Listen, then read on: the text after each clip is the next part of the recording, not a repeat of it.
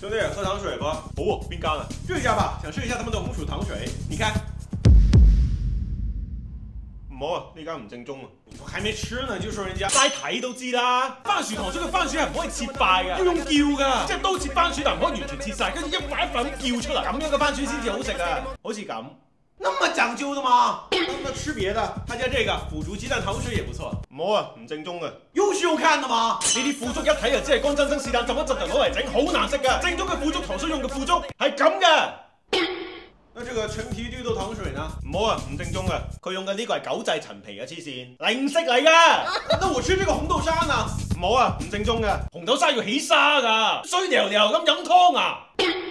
你的眼睛就是尺啊！梗係，我係食得糖水多啊嘛，正唔正宗都唔使食啊，齋睇都睇得出啊。那我叫別家的吧，你要嗎？薑撞奶，薑撞奶外賣，對，唔好啊，唔正宗嘅。你連看都未，因為正宗嘅鋪頭都會知薑撞奶係唯一只可以堂食嘅糖水，一旦送外賣佢就會完全撞碎，好似咁，而且送耐咗仲會好苦，難食過屎啊！